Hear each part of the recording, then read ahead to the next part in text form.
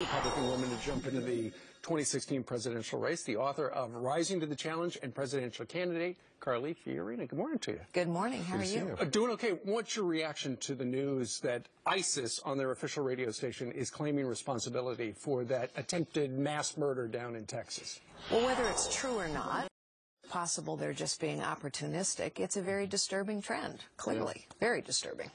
And what do you know, yesterday we were all saddened to hear that 25-year-old Brian Moore died after being shot in the face while serving in NYPD here. What is your message right now to police across the nation, and how do you believe that the administration should be addressing what they seem to be as an outline as a crisis of police not acting the way they should or in accordance with some rules when it comes to black males? Well, first, those who serve every day in dangerous situations deserve our unswerving support. Secondly, this is one of the reasons why I think it's so important that we give all police officers body cams so that there's no confusion about what actually happened after the fact. It's for their protection as much as anyone else's.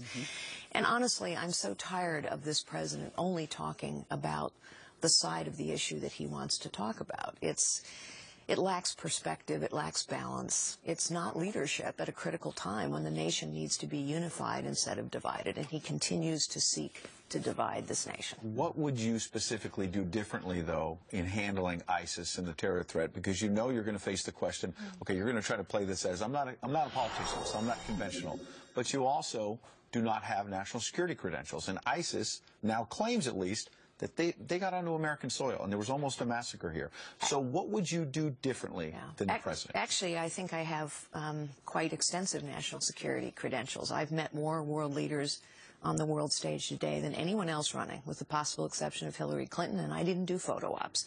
I sat as close to Vladimir Putin as you and I are sitting now, Bibi Netanyahu, the Chinese leadership, King Abdullah of Jordan, many, many others, in every continent on the planet. I served as the chairman of the advisory board at the Central Intelligence Agency. You had those meetings, but what would you do substantively differently Very than this specific things that our allies have asked us to do. First, I would arm the Kurds. We still haven't. Second, I would provide what King Abdullah of Jordan, a man I've known for many years, has asked us for, bombs and materiel. We haven't. Third, I would share intelligence with the Egyptians. They've asked us to do that. We haven't. And here we have a president of Egypt who is literally putting himself personally at risk to talk truthfully about what he calls the cancer in the heart of Islam. And this president says, when the head of Egypt bombs in response to the beheading of 21 Coptic Christians on Egyptian beaches, this president, our president, says he can neither condemn nor condone his actions. The truth is, President Obama always provides us with a false choice. If you don't agree with what I'm doing, there's nothing else to do but march off the war. It's simply untrue. We have allies all over the world who have asked us for very specific things. Stop talking to Iran. Please arm the Ukrainians. Please have exercises in the Baltic states. Please help the Australians push back against a newly assertive China. Please help us in the Arab Middle East fight ISIS. This administration has done none of it. And meanwhile, they've gotten totally confused about who are our allies and who are our adversaries. Remember that Hillary Clinton called Bashar al-Assad a positive reformer. And here we are still talking to Iran, when what we ought to be doing is stopping talking, exacting, punishing financial sanctions, which we can do unilaterally, until they submit to inspections. Let me ask you this.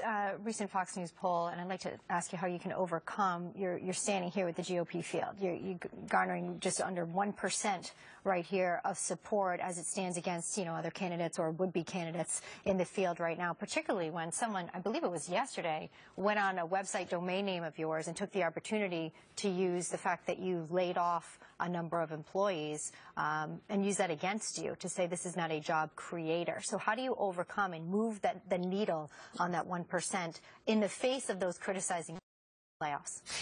Well, first, a couple months ago, I was nowhere in the polls. I'm not a professional politician, so I don't have the same name recognition. That's just a fact.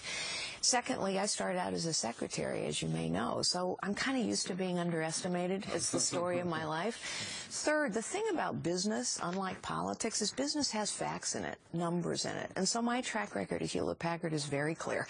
Together with the people of that great company, we took a business during the worst technology recession in 25 years. The NASDAQ has only now recovered, you may recall, after 15 years.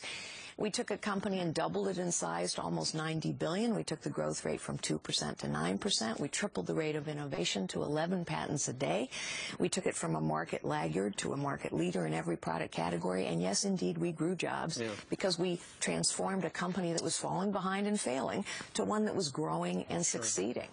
I have a Hewlett-Packard printer at my house right now. I need the cyan cartridge, but otherwise... 100 patents in that little cartridge. Carly Fiorina, good luck.